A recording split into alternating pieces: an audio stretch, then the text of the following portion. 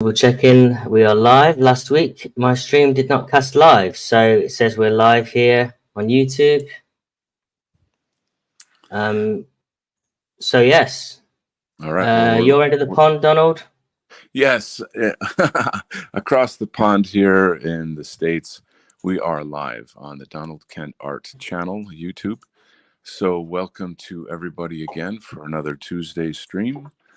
Patriotic Art Live. We bring to you the most amazing art and commentary live with all kinds of cool guests that chime in, and we just have a really interesting time discussing current events, things that matter to the white well-being sphere and overall nationalist and patriotic groups and within the Western world. So we are doing a theme today that is based on what I call the depopulation industry. And that is essentially the corporate takeover of foods. And food, water, and air right now are very poisonous. In the United States, we have an issue with chemtrails. Many people are aware, you just look up in the sky and you see all these nasty smoke lines crisscrossing the sky, and there's bromide oxide in there. It is recently discovered that the active ingredient in the jab is being sprayed on us as well. The name of that slips my mind at the very moment, but it'll come back to me later. It's a kind of something oxide. I forget the name of it. Graphene oxide. And there's just all kinds of problems. We all know that don't ever drink tap water. There's all kind of course, the fluoride. We're aware of that. But we're going to go over some interesting facts that we have researched on the internet about how all of this works, how things have changed, and we're going to be doing some live art on the topic. So I will just add quickly that this is a crisis that I feel affects me personally. My uncle just passed away yesterday, and he's been struggling with all kinds of issues that I can link to the jab and other things that I think we can see it on a personal level, but we can also see it as a societal problem. So I think every one of us in some way can tie diseases in our family and friends to foods and various things that we're exposed to that are infecting us and hurting us. So I'm going to read through a couple things there. I want to say a quick hello to Doodle Squatch in the chat there, and hello to everybody and anybody over in PatriArt stream that's joined us today. We'll usually have people kind of filing in throughout the show. But I'm going to go ahead and read a couple facts about this topic before I get more into my own art. And PatriArt, feel free to chime in at any time. So just going to read through a few facts here. So over the past 30 years, the food industry has several trends and practices that have led to less healthy food options being available. Here are 10 ways in which this has occurred. 1, increased processed food. There has been a significant rise in the consumption of highly processed foods, which are often high in added sugars, unhealthy fats, and sodium, while lacking in essential nutrients. So as a quick aside, how can I say, the sugars feed cancers, and this is a serious issue. Sodium, super high levels of sodium, they lead to all kinds of problems. So I think anyone who's somewhat familiar with health and how to eat well knows these things. Growth of fast food chains. The proliferation of fast food chains has led to an increase in the consumption of calorie-dense, nutrient-poor foods, contributing to the rise in obesity and related health problems. People don't maybe realize frequently how obesity leads to several other types of problems, diabetes being one of them. It's obviously a very, very major problem. I have someone in my family who's struggling intensely with diabetes, just had a very, very serious heart surgery, lost part of his leg. So, when you're looking at those, I don't know, looking at the future of American diet, or diet in the Western world, that's what the future looks like. It's very ugly and very painful and very costly. So, and again, if you want to chime in at any time, Patriot, that's Well, fine.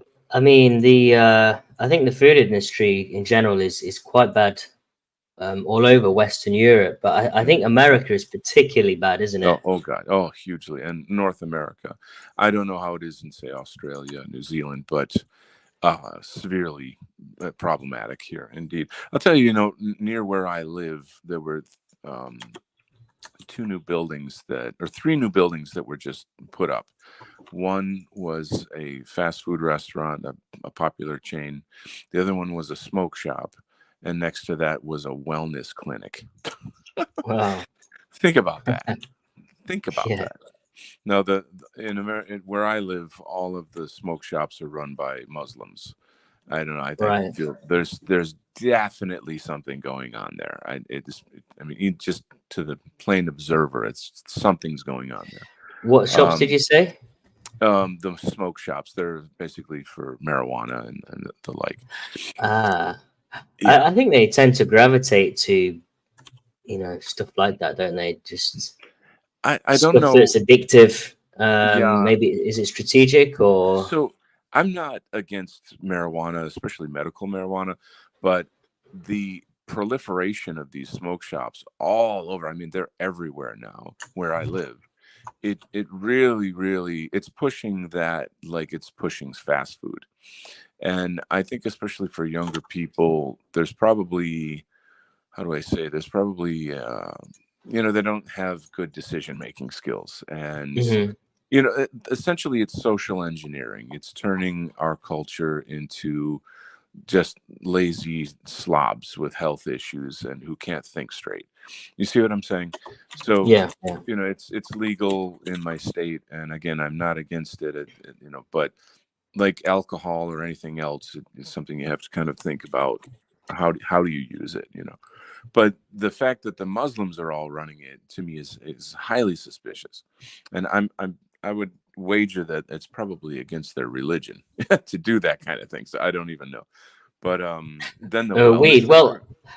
Go ahead. I found growing up. To be honest, I used to smoke a fair bit of weed when I was younger. Right. It was a social recreational thing. Sure. We associated it with gaming. Used to go around and Yeah. just get Clubbing. super high with my Anything. friends. Yeah. And Yeah. to be honest, I didn't really like to go out and smoke. We it was Really. all gaming. We used to play games and Actually, um, clubbing's more harder drugs, to be honest with you. yeah, I think you Yeah. just feel a bit more paranoid on it if you're out and about in environments where you're not too Hmm. you know uh, comfortable. But yeah, what was my point? My point was that from what I noticed as well, because Muslims didn't drink, they and nothing Ah. in the Quran said about Okay. Uh, smoking. That was okay. Okay. their sort of Okay. I get it. I get it. escape or Sure. Sure. Sure. Sure. vice Yeah. that they could So, legitimately do. right. I just think the irony of those three buildings all being built at the same time, and it's like it just says Yeah, so yeah, much. yeah. People just have to have a sense of like meta politics. You have to take a bird's eye view to how you're being social engineered. We're just Hmm. like it's like we're in a petri dish. Anyway, supersizing portions. Number three, supersizing portion size at restaurants and fast food chains have increased dramatically over the past few decades, encouraging overeating, obesity, etc., contributing to weight gain. Four, aggressive marketing to children.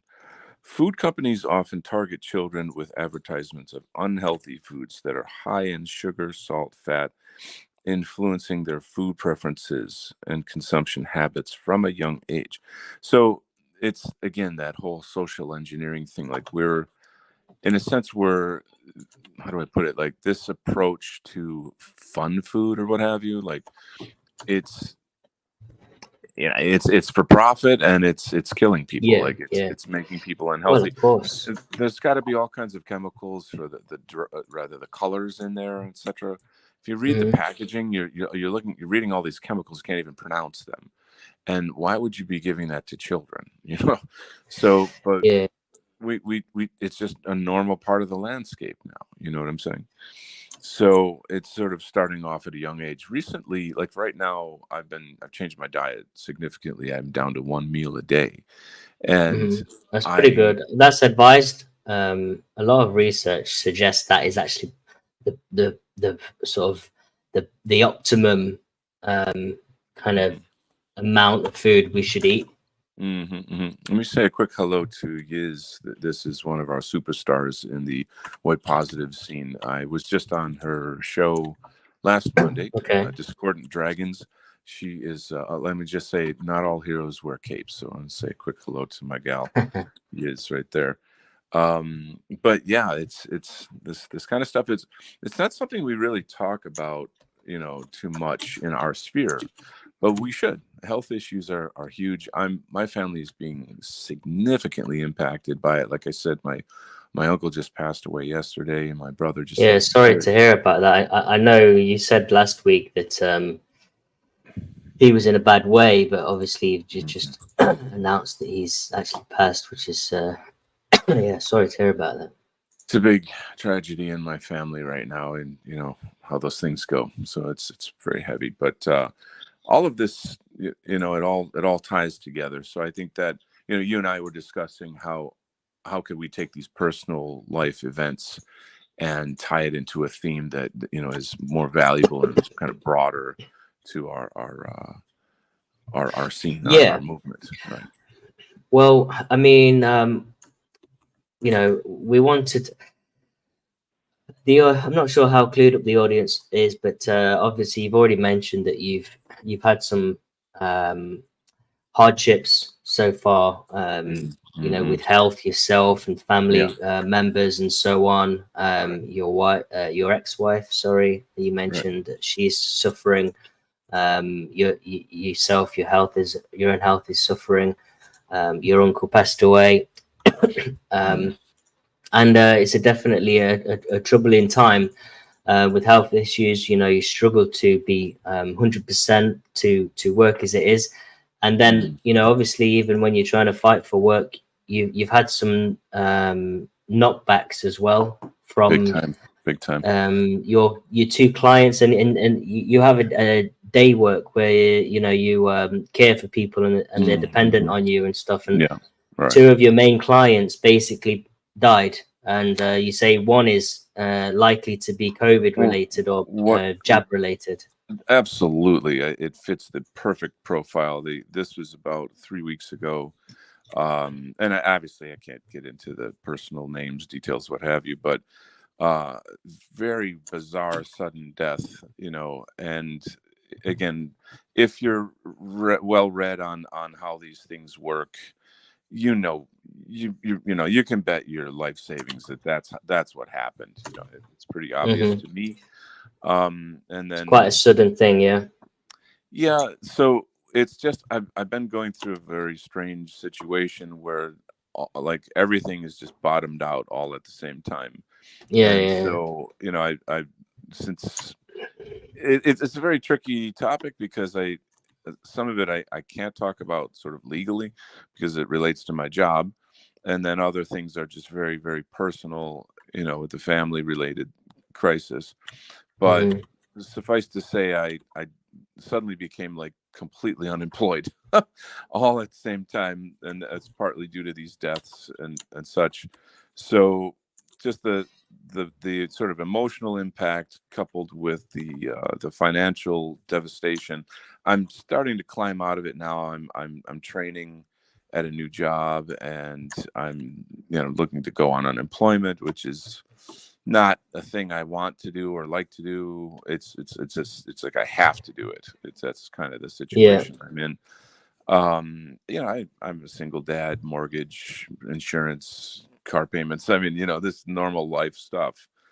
And Uh-huh. it's just bizarre. And it's just all hit me at the same time. I can't even it's surreal is all I can really say. And it's very, I mean, it's, I suppose, kind of like being in a car accident, you know.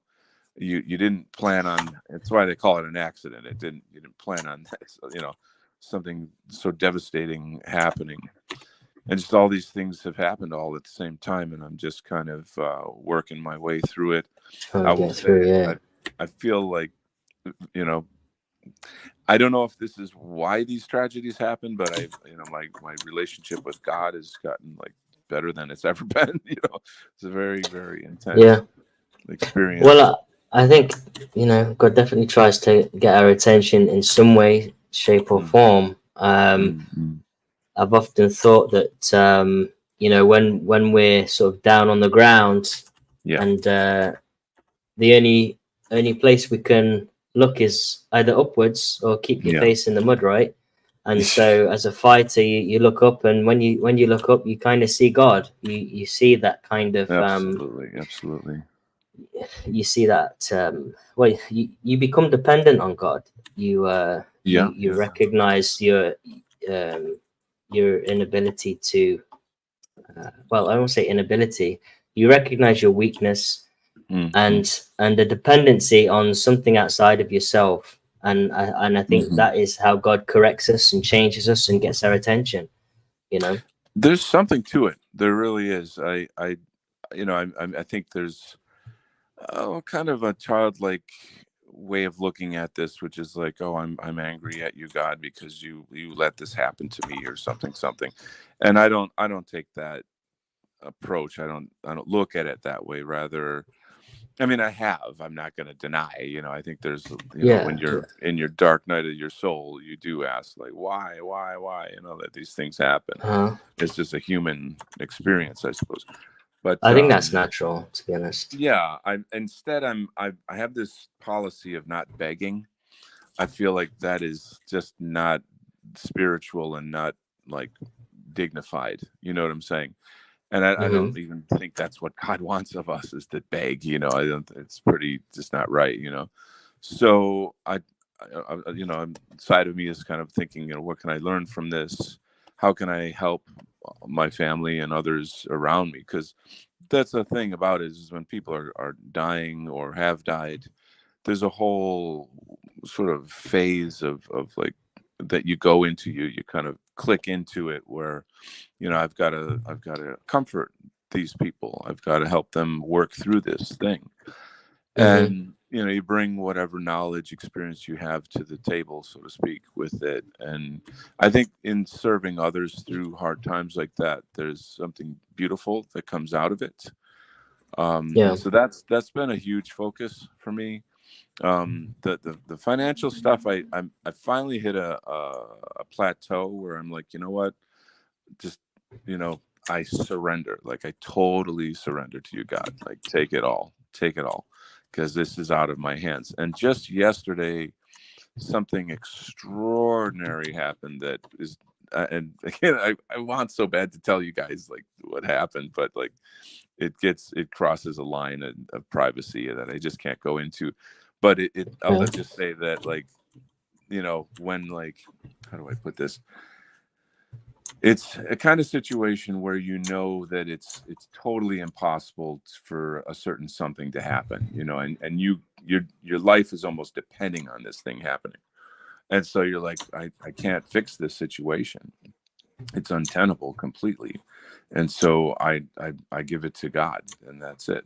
You know, this is becoming the God cast now, you know, but you know, I'm just, and again, I feel like I'm not out to preach to anybody, change anyone's mind, or I'm not positioning myself as some kind of spiritual advisor. I'm just simply sharing my personal experiences. That's all, you know, so take that as you will. Um, but I do feel like, you know, maybe there should be more conversation about our experiences, or with God, you know, our spiritual experiences. That could add a lot of dimension to our community. Hmm. And you know, I think, you know, just if people wanted to do that, I'm always game. People who follow my channel, they know I talk about that stuff all the time. You know, I'm, you Yeah. know, Yeah. deeply interested in metaphysics, history, spirituality, all of these things. And I'm open to anybody too. So Yeah, there you go. I mean, it's good that you obviously have gravitated towards, you know, the more divine and your faith and things outside of yourself. Yeah.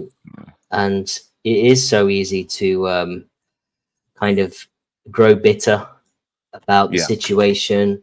Right. And obviously that's, you know, drinking another glass of poison for yourself. You know, it's like unforgiveness. Yes.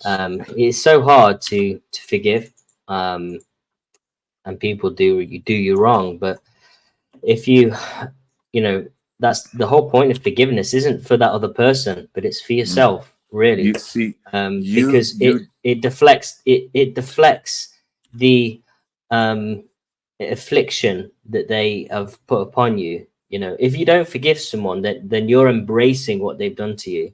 Basically, by forgiving someone, you've annulled it. You've kind of let it go, and it has no kind of power over you. If you know what I mean. That's how it works. this is I'm recently discovering what a deep and metaphysical topic forgiveness is. You know, there's this sort of like hokey, oh, you know, just forgive them and let it go. And life isn't like that. You know, it's not really like that. Like, it's very, very hard to let things go. And when you're injured, depending on the level of the injury, you know, some people build their whole personality around, you know, hating other people and revenge. And it's a really, really serious thing. It's a very, very hard thing to deal with. But the kind of the where I'm at and contemplating that is that, again, just as you said, like you've unlocked it, is that it's actually about your own personal spiritual growth. um I think that there's a part of us, where I'm at, is that I'm trying to experience my life through my higher self rather than my ego. And the ego, Hmm. I mean, granted, you know, I'm not negating or ignoring that, you know, harm has been done and injustice has been done, and you should have righteous anger against it, and you should right that wrong. So I'm not negating that. But what I am saying is that, you know, if you live constantly in anger and pain and, you know, holding a grudge, wanting revenge, you're continuing the cycles of suffering. You are sort of doing the devil's work, so to speak. You see what I mean? I mean, Yeah, yeah, yeah.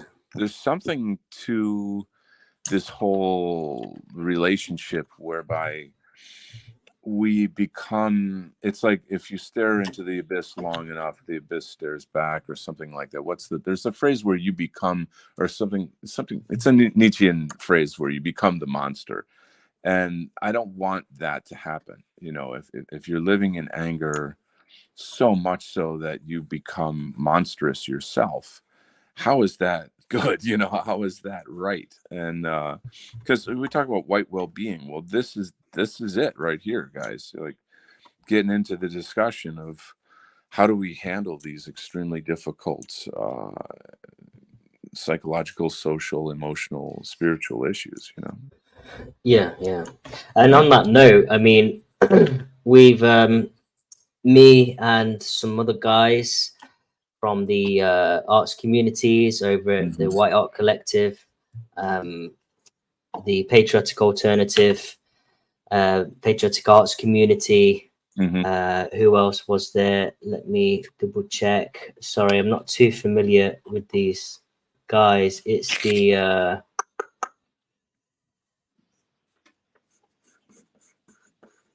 where are we?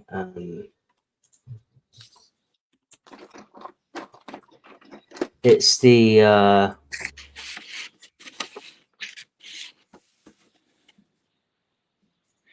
it's the American Freedom Party. Yeah. Ah. So basically, the American Freedom Party, Patriotic Alternative, White Art Collective, and Patriotic Arts Community. We're come together, and and this is initiated by Donald's situation, because, you know, Donald's coping really well. I mean, obviously, he's putting on a when he comes on stream, he's bubbly, he's chatting, he's insightful, charismatic. It's And all inactive. no, none of us see kind of the pains that he's going through, and I'm sure he has real hard times coping, despite how he comes across now. And so we're kind of setting up a bit of a fundraiser for him to help him out, and I'd like it to be the start of something whereby we help out, other peoples that are going through times like this as well. We did a fundraiser, Patriotic Arts, and Mark initiated a fundraiser for Sam. And I think in terms of a coping mechanism, we should rely on our faith and the pursuit outside of ourselves. But we are communal people, socialist, social creatures. We're nationalists, and we help each other. And we need to practice really elevating people in our brethren in times of need. And it's opportunity. These things also present opportunities for us to exercise our our kinship. They where someone lacks, we group together and fill that gap. And I'm sure there's loads of people listening right now that are going through hard times. Oh yeah. And obviously, Donald's in more of a sort of a limelight position with his following and stuff, and that. But I think when Donald is lifted, we've helped to lift Donald out of this situation collectively. I think we should keep something like this going. I mean, we set up a group called Help a Brother Out, and I'd like to see that keep going. And like I say, once Donald, you're on your feet and in good stead, we should really band together more often, and maybe other people can come forward and explain their hardships and find ways to help them. That is so beautiful. It is such a beautiful, beautiful thing what you're talking about. It's the actual application of the things that we are always talking about, And I mean, I'll be really honest with you. And I said this to you before the show that like I'm embarrassed to be in this situation of need. And it's just kind of, as a man, you don't ever want to ask for anything, and you don't ever want to look like you're down or you're in some bad situation. It's not like permanent, and I am climbing out of it. But my again, people don't maybe. Well, I'm sure some people know, but being a single dad is not a carefree, cheap lifestyle. I had to buy a new car because it was going to die, and blah blah blah blah blah da da da. Life stuff. We all have life stuff. We all know how things go. And I think that there's probably very, very many of us in our community that are suffering through all kinds of things, but privately, and men especially, men especially. Now, I obviously confide in my friends, and I know I don't have to feel embarrassed or whatever to share the insane things that have been going on in my life. On my show, I actually deleted a whole. I kind of went through the whole thing recently, and then I went back and deleted it all because I just thought that it's not really, it's not really what I want to do. I want to uplift people. Yeah, I've been going through a hell ride, absolute hell ride, like falling out of the shit tree and hitting every branch on the way down. But at the same time, I'm like, this is I'm here to help. I'm not here to hurt, and I'm going to try to keep my problems to myself. But then you're coming forward, and all of these guys and friends in the movement and in the different groups banding together to help me. I mean, it's like I don't want to get choked up or whatever, but it's really, really, really, really powerful, and I stand behind this project. Like, if we can continue this, and I can pay back everybody in whatever way that I can, I came to a point literally where I didn't want to live anymore. Like, and that's a very like, I never thought I'd hear myself say that. I never thought I'd hear myself talk like that. But I mean, if it weren't for my son, I just was ready to check out, like totally check out. I'm completely done. And it just, I mean, again, I'm not going to try to turn this stream into the big woe is me stream or whatever, but it was that bad. It was that bad for a while. And part of it, I would say, like, I got sick for a while. And I think when you're sick, you do, that's when you're down, and things get even harder and more skewed and shit and whatever, this and that. But,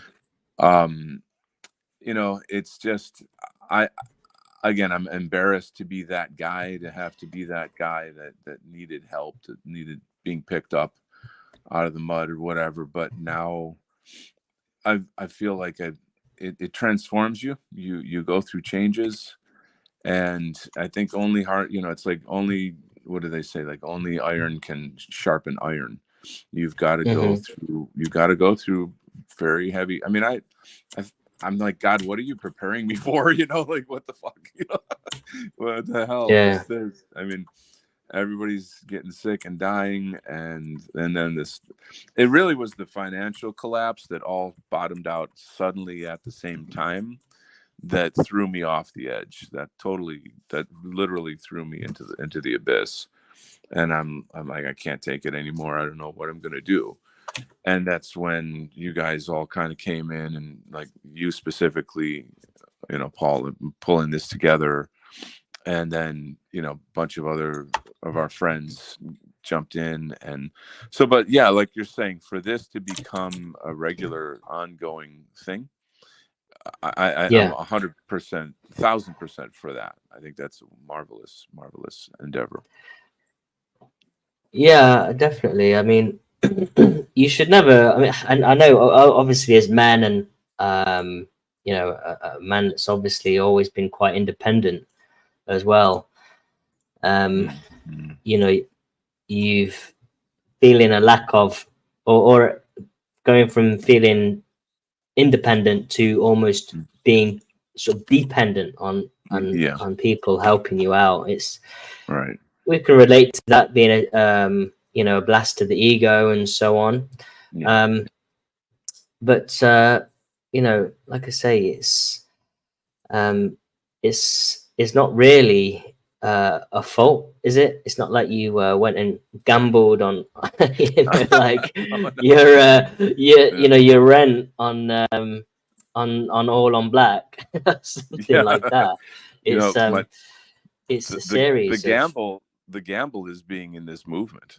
You know what I'm saying? I mean, we put ourselves out there. There's a friend of mine, John Delarose, in the comic skate scene. He's very outspoken. He's got a new political show on YouTube. I illustrated his Dynamite Thor Kickstarter. He's now getting, like, multiple death threats. Wow.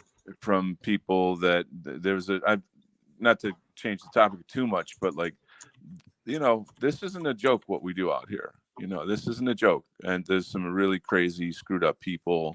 And of course, there's the whole social engineering, media and education, the communist education, the Marxist education that these people get to become the monsters that they are, the minions that they are, if you will.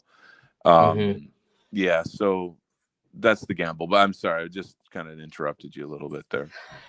No worries. Just a quick shout out to the Great White Ape. Thanks for tuning in. Stephen West, hello.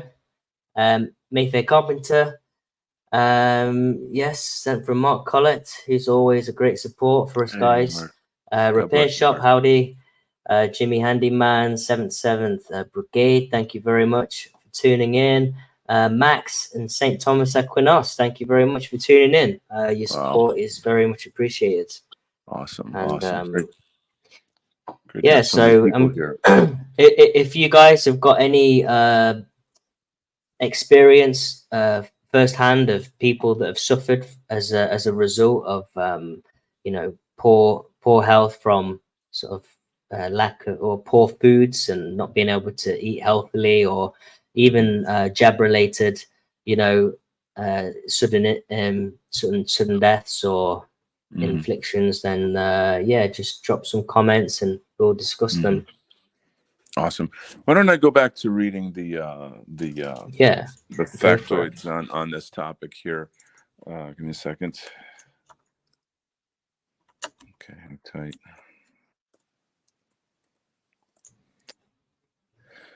Okay. Let's see. Expansion of sugary beverages. There has been a surge in the availability of and consumption of sugary beverages like sodas, energy drinks, sweetened juices, and they're all linked to obesity, type 2 diabetes, and other health issues. Decreased nutritional, it's funny, it reminds me of seeing people with like monster drink tattoos. And I'm like, that's insane to me. That's like, I mean, that is the perfect goyim right there. Like a good goyim. Tattoo your body with an advertisement for some sugary shit. I mean, that's just Yeah. horrible. Anyway, decreased nutritional quality of school meals. Many schools' cafeterias have relied heavily on processed, prepackaged foods that are high in unhealthy ingredients and probably preservatives, and low in essential nutrients, contributing to children's childhood obesity and poor dietary habits. As a former teacher, I'm telling you, the slop that they feed kids in American schools, hideous, like shameful. It's horrendous, but it's free. Oh yay, free food! You get what you pay for. It's Really? worse. It's worse than that in the sense that, like, you're slowly poisoning these children. You know what I'm saying? Yeah, So, yeah.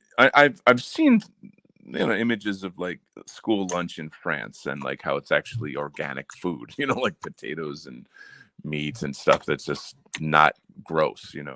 So I don't know how it is in Europe, but how would you say in the UK? What's it like in the UK? I heard at one point that they're starting to introduce the bugs, Oh but God, oh God. it's, I mean, it's not terrible, but I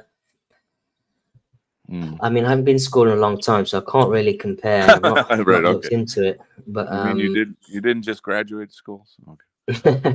I'm not like one of these kids that got kept back like a few years. Right. Oh, Like I'm full on past puberty, 10 years past yeah, it, I'm and I'm really still waiting hoping to graduate. I'm really working hard on passing 11th grade this year. Yeah. I actually had students like that were black kids that were like 19 years old and still in high school and stuff, and just very creepy. You got to let them go. Hmm. And anyway, so moving on. Industrial farming practices. Intensive farming methods often prioritize quantity over quality, leading sorry, I lost my place, leading to the production of foods that may be lower in essential nutrients and higher in harmful substances like pesticides and antibiotics. Limited access to healthy foods. Many communities, especially in urban areas, lack access to affordable fresh fruits. It's about decisions, guys. It's about choices. Um, anyway, fresh fruits, vegetables, and other nutritious foods, making it difficult for residents to maintain a healthy diet. Let me jump in here. So I mean, I think we've all grown up with just junk food. It's just it's just Yeah, everywhere, yeah. and it's fun food, it's quick food, it's cheap food. It's just, again, it's social engineering. And as you get older and you're seeing people dying or getting sick from these things, you start to connect the dots, and you start to realize that, of course, the money they're making from it, but how, like, the medical industry, at least in America, is booming. It's booming, and there's the cancer industry is booming, and everybody is sick, and Yeah. on and on and Well, on. it is an industry, isn't it? It's It like, truly is. It truly is. So, connect the dots. In the end, it boils down to changing who you are, meaning I'm not a kid anymore. I'm not going to eat, this kind of garbage food because I don't, it's not like, oh, I just want to do what's fun and I can't control my impulses. It's time to grow up. You know what I'm saying? So, like, yeah. and that's it. Well, So, I mean, my experience with that is when I was a kid, I used to, my grandma used to give me a lot of chocolate, and I used to mhm. love chocolate. Dark And chocolate's extremely it healthy was, for you, by the way. Dark chocolate is. yeah, I've Yeah. heard that, and I try and make that my kind of exception at times. But to be honest, if there's one vice that I have, it's sort of sweet chocolates and stuff, and I always struggle with it. And Mm-hmm. you know, I'm not like really obese, but I've always been athletic growing up. But you know, I'm 40 now, and I'm not as nowhere near as active as I was. And Mm-hmm. you know, it's I do find it a struggle. It's one of the vices that I struggle with the most. Mm-hmm. And I know I need to get it under control, but Yeah. it's even with the wife. Mm-hmm. Sometimes when your life becomes hectic, it just becomes Yeah. easier to you know, to just make something which isn't as healthy. Sure. And I guess that's part of the struggle, isn't it? It's being See, committed yeah, to you're health. right. You're And breaking into the actual core of it. Is that this whole like work your life away, and we're living on a tax plantation. When you're just living like that, and you're not actually living life where you have time to slow down and look at what you're eating and how you're living, and living life more like naturally. That's when we're like, oh shit, I'm just gonna do a drive through and grab a quick to go something, this and that, the other thing. yeah, So yeah, it's all part of it. This kind of modern world that we're living in. It's quite unhealthy. But let's maybe I'm going to check at the chat. I want to say hi to everybody here. We got Splattercat here, Hollandiers here, of course, the famous Yiz, great Yiz the Unifier. The Great White Ape is here. We got a lot of fun people here. So I appreciate your spending some time with us today. It's really it's really wild how healthy people are glugging down sugar drinks marketed for fitness and da da da. I know. Yeah, Mark, that's one of Mark's vices as well. He loves his Red Bull. I mean, he works hard. I know that much. He's full on he's intense quite fit. and Yeah, he's quite fit. So yeah. yeah, he loves his Red Bulls. Mark does. Mm-mm. Well, what's the message or the point of it here really is that the kind of cancer industry, if you will, because the Food and Drug Administration is supposed to oversee all this, right? Um, Okay.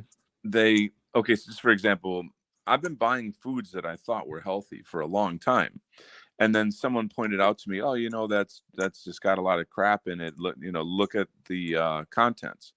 And I'm reading it. Hmm. I'm like, the packaging is like, oh, it's all natural, baby. Yeah, man. Like it's just like, Yeah, yeah, hippie food. Yeah, wow, it's all so natural, la la la. And then you actually read it, and you were duped by the packaging. You were yeah. duped, and so like it's you don't be deceived. I mean, marketing is really just lies. You know what I'm saying? It's just all a bunch of lies. Hmm. Hollandier says a child grows into the adolescent, one who enjoys the boons of adulthood and childhood. Many people never leave that state and become adults, unfortunately. Yeah, so that's kind of the thing is really genuinely as adults we have to act like adults, and our choices of how we eat, etc., is a pretty big part of it. It's just a Yeah, thing that we don't think about too much. And again, it all ties into these terrible issues that kind of tragedies that my family's going through right now. But let me read some more. The next section is a little bit more about the corporate side of things. So information here. The issue of large corporations gaining a monopoly over food production is seen not only as a matter of public health and economy, but also as a concern for national sovereignty, local culture, and self-sufficiency. That's profound. Think about what that says here. It's an issue of national sovereignty, local culture, and self-sufficiency. hmm, So here are 5 ways through which big corporations have been perceived to gain such control. Number 1, regulatory capture and lobbying. Large corporations often have financial resources to influence political decisions and regulatory frameworks to their advantage. I think we generally know that. Through Yeah. lobbying efforts, these corporations can shape legislation and policies that favor large-scale industrial operations over small local farmers and producers. This creates a regulatory environment where the rules are skewed in favor of big players, making it harder for smaller entities to compete. From a conservative nationalist viewpoint, this undermines national sovereignty by allowing multinational corporations to dictate the terms of a nation's food production and availability. So in America, one of the biggest problems, I don't really know how to call this exactly, but there's an enormous amount of farmland owned by China. There's an enormous amount of farmland just bought up by Bill Gates. Yeah, yeah. Put I heard that put, one. put one and one together. Okay, Yeah. put it He's together. a Like, philanthropist. yeah, the guy that is he's figuring out ways to transfer the vaccine through mosquito bites. I mean, like, what? I mean, this is the kind of crap you'd see in like a B horror movie. It's demented, but this is real. So number two, consolidation, and I'm sure everyone in the audience could probably have something to say here. Let me check out Splattercat. The FDA is by far the worst. They allow these foods and drug companies to do their own internal research and investigations. They then can rubber stamp the products as generally regarded as safe. I love that. Generally, right? You know, the faith we have in science and doctors, scientists and doctors, is as much faith as we have in politicians now. Let's just face it. They just get paid off. Yeah, They get yeah, paid to exactly. do. Here, give me these results. I want, do some research and publish a study that allows me to go ahead with, like, poisoning a country or something, making money off.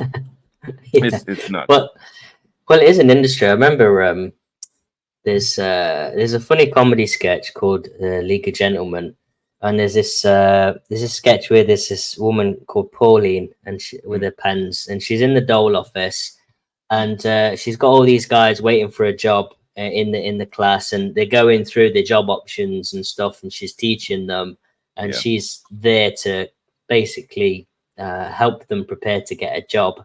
And anyway, there's all this thing goes off in the class, and she's teaching them about how to get a job, the basics, fundamentals. And there's this guy called Mickey, he's really stupid.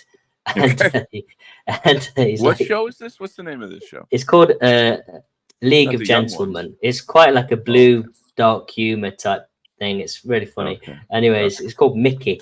And then he puts his hand up at the end of the class and is like, yes, Mickey.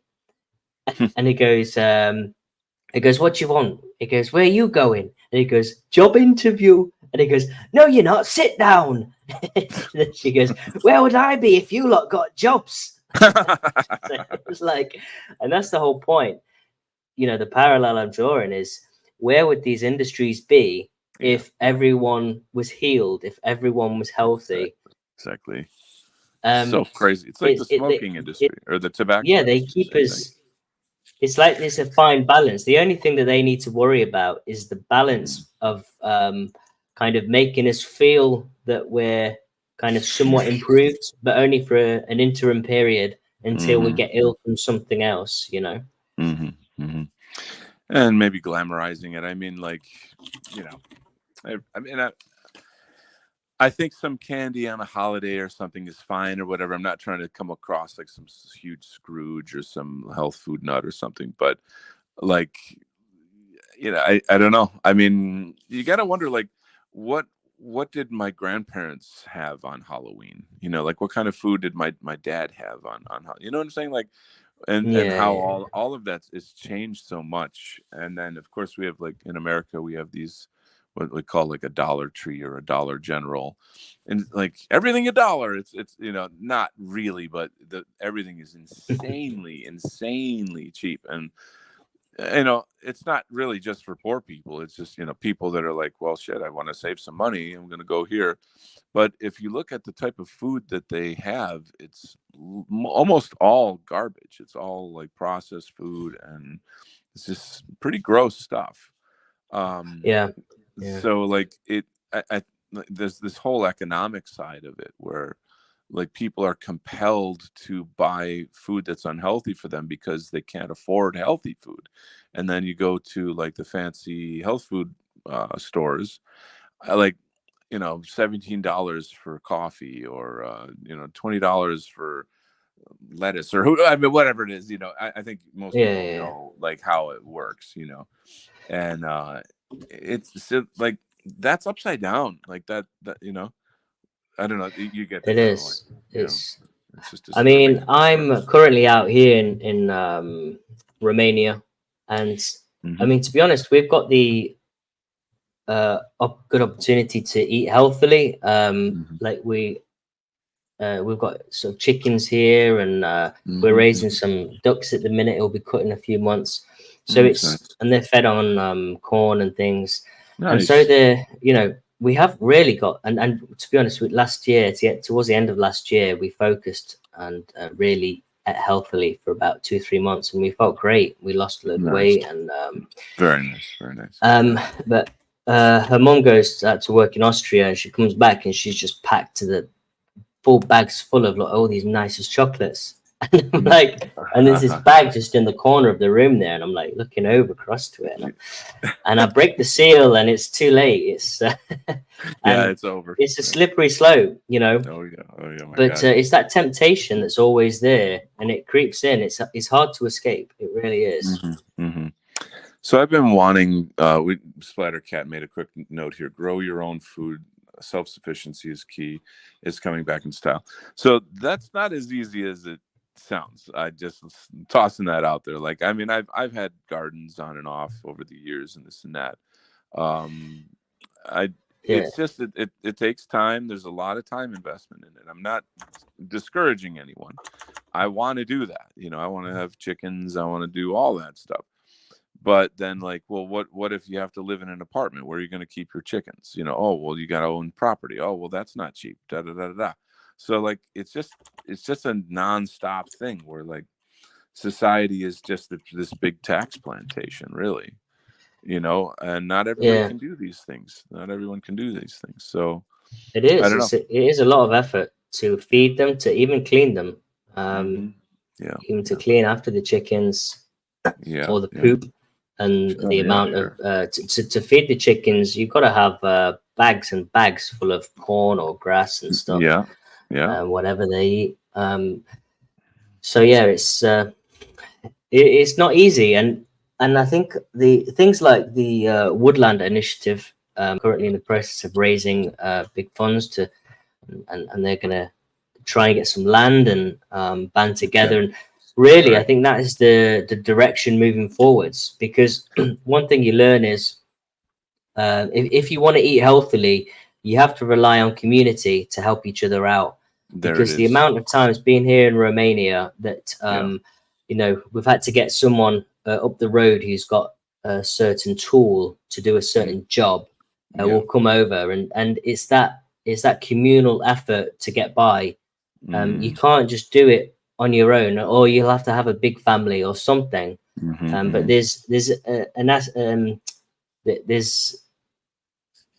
a you just have to rely on Sure. other people. It's Um, help. Yeah. so this is it's basically self governance. Obviously, Mm, you know, you always have to be reliant on other people to a certain extent, yeah. but that is part of community. Um, but Hmm. I think the government have far too much control at the minute. They don't serve people, do they? And it's basically the point I'm trying to make is that we should really be trying to back initiatives and making our own initiatives like the Woodlander initiative, something like that. I mean, imagine when it gets to a point where they've funded, let's say, the full million, they've got the land, and then they all kind of take upon themselves to band together, build what they need to build, live together, grow their Yeah. own food together, and that's I believe that's where nationalism needs to be headed, kind of away from the cities into the urban area, the rural areas, focus on breeding within ourselves, building strong communities that way, because the cities are just going to become like concrete prisons. Oh gosh. The streets are going to be full of Big time lawlessness from big all time. the different And they already are. conflicted groups. They are. And whites are the target, obviously, for that. That's no doubt about Yeah, it. whites will be the target, but I think they'll be Big time. targets of each other. I mean, certain groups tend to have tendencies that gangs and all. they will just try and dominate each other for whatever Yeah. reasons. Sure. If you need to feed yourself or feed your kids, groups will do what they need to do that. And I think one of the reasons why they're bringing it in is to bring control measures out of the chaos. And I think the only way forwards really is these initiatives to be community driven. I can't disagree with you. I think what you're saying is pretty powerful. Let me read some more of these points here. A second. Okay, let's see. Consolidation and vertical integration. Big corporations often engage in practices such as merging with or acquiring competitors and integrating various stages of production and distribution under their control. This vertical integration allows them to control every step of the food supply chain, from production to retail, leading to monopolistic control over the market. Such consolidation is seen as detrimental to the local economy and small businesses, reducing diversity in the marketplace and limiting consumer choices to products that prioritize corporate profit over community values and health. This is why I love farmers markets and things of this nature.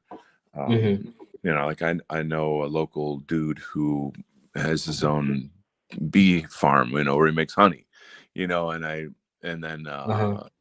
just various people I know here and there. This one, sells eggs from their chickens, and this one has something else over there, and this lady makes pies. And I think what we need to do is create kind of lists, some sort of a list of for these items, go to these places locally. You know what I mean? Just to kind of put, I don't know, what's kind of not classified, but I think you know what I'm trying to say, consolidate it all in one place, so you know how to help your local people. I mean, it's one of those things as well, because people are struggling financially. It's like everyone's trying to keep the neck above the water. And and being healthy is one thing, but sure having the money to maybe order these things or pay for these things, it's almost like it's easier to just be unhealthy in some ways. I mean, is that a myth? I don't it seems like it's harder to eat healthy. Well, I think there's two things that make it really hard. One is cost. Maybe availability, it plays into it too, because these Dollar Trees are everywhere, or like McDonald's is everywhere, or this and that, but then it's I don't want to call it education, but I feel like it's just sort of normal, people just don't seem to know much about, if I make these choices consistently over time, it's gonna kill me. It's not only is it just gonna kill me, I'm gonna die painfully.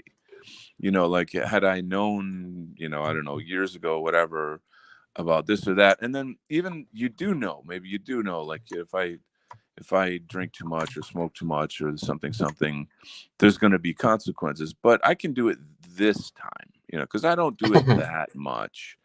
And over time, that adds up, and it adds up, and you create habits. And, I think you guys generally know what I'm saying.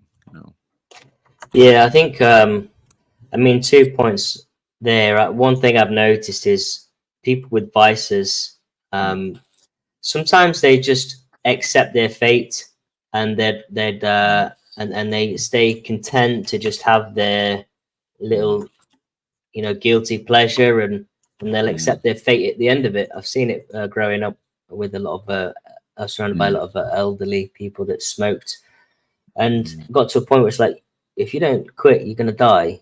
And it was just to the end. I've seen it a number of times. People are just like, yeah, whatever. Well, stuff like that I'm ready too, to but, die. okay, Let it be. I want to enjoy the rest of my life, enjoying exactly. what I enjoy, and it's like, Totally, despite totally, it knowing that it's killing. right. Well, see, that what you're talking about plugs directly into that whole living on a tax plantation lifestyle.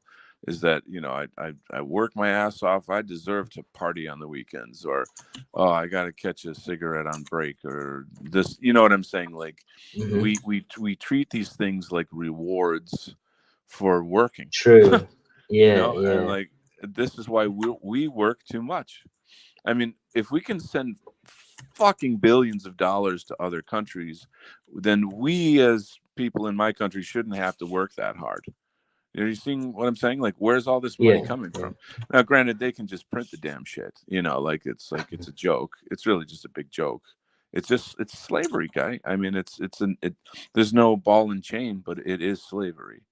You know, yeah, what do they yeah. say? Like the medieval peasant had more time, free time than the modern man. You know, they just True. did what they had to do to survive. They got their farming stuff done, this and that, and then they afterwards they were writing songs and making babies and, you know, dancing around the fire and this and that. You know. Yeah. So, I mean, you know, they worked hard for it, but they were yeah, free. I mean, yeah, even like here, you know, right, they do. It is a hard life. right, of course. You know, maintaining and feeding yourselves, but there's a I would spiritual gratification from that hard work, I think. see the other thing, but imagine there's whole communities working together though, so maybe it wasn't quite as hard, you know, as like doing it Yeah, on your yeah, own. yeah, for You know. sure. Yeah, well, that's it. And I think, to be honest, that's where we thrived as a people, because Yeah. that's one of our great strengths, is to be communal, to look Hmm. out for your brother, and Yeah. to help each other. It's one of our greatest assets. And in this modern world, the past 100 years, Hmm. we've moved towards this sort of eating out of the hand of the big corpse, and it's like, well, you've got all this other free time now to do all these other things, to spend all Right. this money on this and that, and Right. things Right. that you Right. don't Right. need, and hyper commercialism, and so I think we've been removed from our spiritual strength, you Yeah. know, and of community spirit, and Hmm. you know, I think when we return to that, we will be a force again. I agree. I agree. There's so much that needs to happen. Like we have to re-engineer ourselves socially, in our society itself, and you know, make it in our own image, as it were. You know. Hmm. Hmm. It's I guess it can happen over time. You know, there should, you know, it's that's a huge discussion in itself. Let me finish up the talking points here as well. So control over seeds and genetically modified organisms, GMOs. Some large corporations have patented genetically modified seeds, gaining control over a significant portion of the seed market. This not only forces farmers into dependency on these corporations, for seeds, but also threatens biodiversity and the traditional farming practices that are part of a nation's heritage. Conservative nationalists often view the control as a direct threat to national food sovereignty and an erosion of traditional values and practices that have sustained communities for generations. Number four, exploitation of global trade agreements. Big corporations frequently leverage global trade agreements to enter new markets and dominate local food economies, often at the expense of local producers and traditional agricultural practices. The while global trade can be beneficial, the way these corporations exploit these agreements often leads to the marginalization of local economies and a dependence on imported foods, which is seen as a threat to national self-sufficiency and security. Number 5, undermining local agriculture through pricing. Large corporations, due to their size and efficiency, can often afford to price their products lower than those produced by local farmers and small-scale producers. This undermines local agriculture by making it difficult for small farmers to compete with the low prices of their products. I want to comment on this a bit. So, in my local supermarket, a lot of it's just your good old family time supermarket. I noticed there's a new product on the shelf, and it is a new company that makes a competitive product in all the areas of the supermarket. If it's spices or coffees or cereals or anything, they have their own brand. And I can see it in my mind, but the name is slipping my mind right now. Well, I looked into this particular company, and it's a kosher company. Dramatic pause. And it's another coincidence. Yeah, it seriously undercuts the pricing of the normal brands that people are used to. And so it infuriates me to think like, oh, they're using our money to support, you fill in the blanks, everybody in this channel knows what I'm talking I mean, about. So it is sick, isn't it? I mean, when you recognize that what our governments are doing with our money, it's like, it's sick. It really is sick. I mean, they're using our money to poison us, to replace us, to kill us. And it's like, I mean, you couldn't make it up, really. You couldn't think of a more sick, psychotic, sinister character for a film, and play it out. And it's like, wow, that is truly evil. It is. Absolutely. It is truly evil. Yeah. So this is what I'm saying, people. Like, look at there's an app, Kosher Certified. I would recommend it. I actually met the guy who runs Kosher Certified, and what it does is it tells you what foods are kosher and halal so that you don't buy them. And it's, of course, he got a lot of shit for making that app. I bet. And but it's still, at the same time, that's something we should all be very, very conscious of and be careful that we're not I mean, it's enough that our taxes are being used against us, but well, let's find even more ways to pay for our own destruction, essentially. Yeah, pretty much. It's pretty harsh. So shall we spend a few moments talking about our artworks? We both seem to see. Let's do that. It looks like we've both got a kind of a solid foundation now. Why don't you start? Okay, so I did a composite of a lot of different AI images based on sort of people and bad foods. Let me think what the things were. It was things like evil food controlling companies with people, obese, things like that, and in streets, local streets. So I guess it's it's like a visual representation of us as people, just lapping up what they feed into us. And I've tried to get in some elements of the sort of vaccine and as a kind of an antidote, which is also poisoning us, things like that. So it's like got this combination of drugs, this relationship between drugs and poor foods and things which poison us. At the same time, they give us the drugs which are supposed to heal us and improve us. And so it's just this cycle of death and poison, really, until we're either paying out for and bolstering the big corpse. And that's it, really. Let me tell you, even the medicines make you sick. So like I was talking to an elderly woman recently who, her doctor convinced her she has to go on this certain blood thinner. And then she got sick from it, and she said, I'm going to go off it. And he says, oh, no, you can't do that. You could die. Well, Oh wow. how about why didn't you tell me that before you put it on me and what or put made me go on it? And why would you suggest that I would go on that to begin with? Do you see, like, Yeah. that this doctor's a scumbag. He's a fucking scumbag. Yeah, that's pretty You bad. know, I mean, how would you like someone to do that to your mother? How would you feel? You see what I'm saying?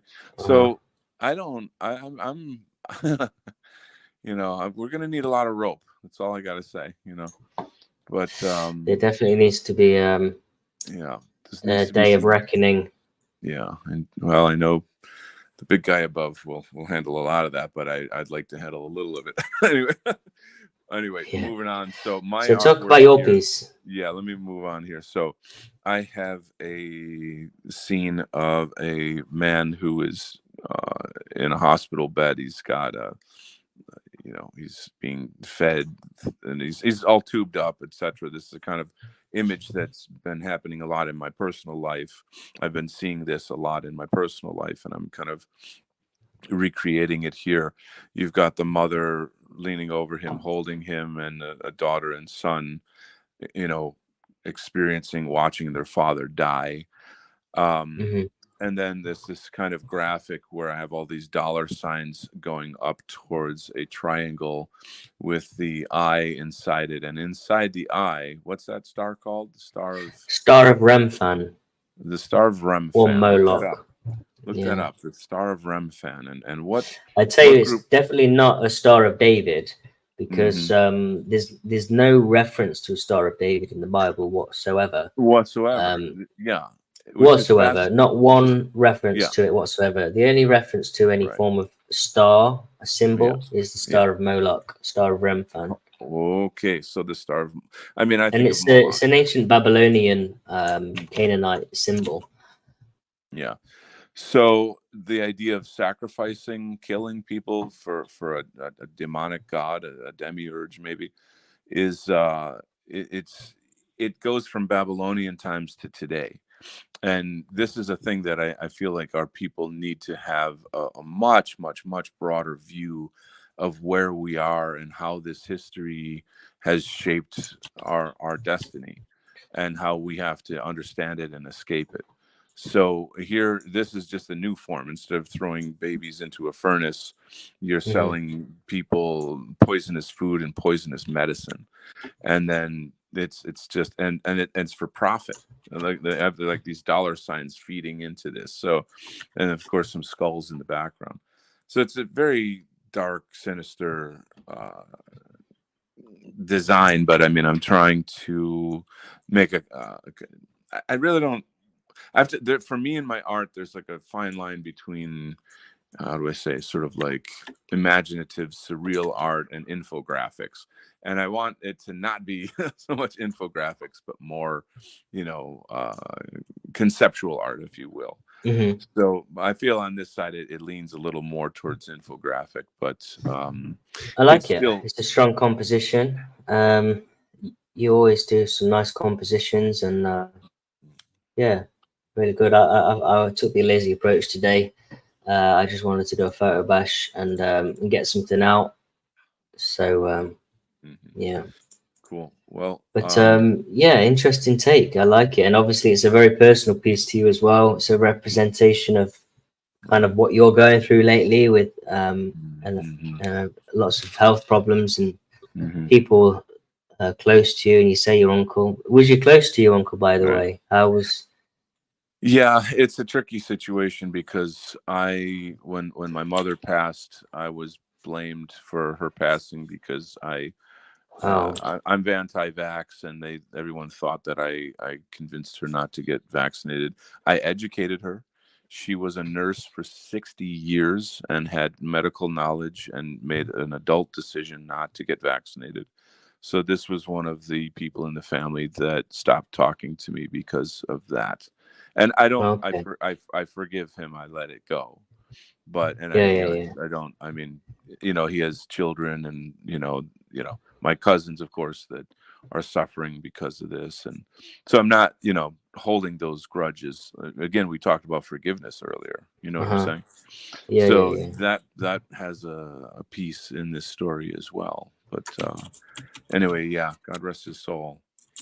Um, So maybe you want, maybe we'll sort of wrap it up here. We're sort of almost on the 2.5 hours here. Yeah, I think so. If you want to. So yeah, I just want to make a specific point. Obviously, this today's show was focused around health, and you know, the sort of the being the product of unfortunate circumstances.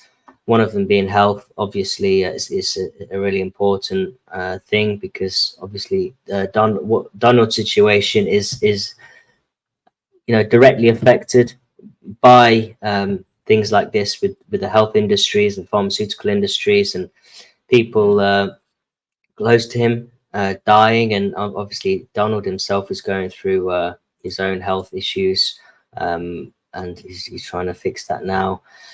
And yeah, I mean, we wanted to also bring attention to his other circumstances, which are lack of funding. His lots of jobs fell through. The people he cared for have passed away, so he's taken a massive hit financially. And if you were here for the beginning of the show, we were speaking about helping, basically helping, being charitable, building communities to be charitable to each other, to help each other through situations like this. And so we was wanting this show to be a prelude for Donald. I mean, Donald wasn't aware of all of us guys banding together to try and help him in this way. So he would never try to initiate something like that himself. But it's a community effort from us guys, some of his close friends, and from the White Art Collective, and other groups. Patriotic Alternative are getting involved, and there's the American Freedom Party, Patriotic Arts Community. So we're banding together, and look out this week for an official post and a page where we're going to be releasing and it's not just a standard charity-based giving. It's going to be a fun, effectively a collective art commission, whereby we all chip in. Can be a small donation, but you put in an idea, and Donald and me will go through some of the ones which we think are the best, and we'll do them, and we'll create them, and all the proceeds will go to Donald and help support him through his hard time. And it's like a collective commission. So we'll probably choose 3 winners, and then Donald will do maybe 1 or 2. I'll do 1 or 2, and we'll send them out. And yeah, it's both something fun. It's like a competition, but it's also a means to to help a brother out, and hopefully this can be the beginning of a really kind of strong nationalist communal based charity to help others out like this in the future who are suffering. So yeah. All right. Well, thank you so much. I'm really impressed by the idea. The concept of it is so cool, and to be able to actually do art and give back to people that are contributing to this is great. I feel really happy that I can use some skills of mine, etc. And I'm deeply, deeply grateful to everybody involved in that. I'm kind of embarrassed to have to take any kind of help, and so whatever, if it's my pride or I don't know what, but I just want to make it very clear that I love everyone, and thank you for caring and just being friends. That's really all that matters to me right now. So God bless you all. Thank you so much for joining us for the show. Please share and subscribe and comment and help push the algorithm and all that good stuff. So we want to wish you guys the very best. Take good care of yourself, take care of each other, take care of your families and your children and all that good stuff. So we'll see you next week, and pay attention to Patriot Art's page, his social media, for an announcement. I believe Friday. Is that correct? I think we'll aim for Friday, to launch it Friday, and it's gonna be across the board kind of promotion, and a lot of us are going to get involved. Yeah, so it'll be fun. Okay. And everyone can benefit, really. So yeah, thanks again, guys, for tuning in. God bless you, and we'll see you next week. Okay. Bye. Bye bye, everybody.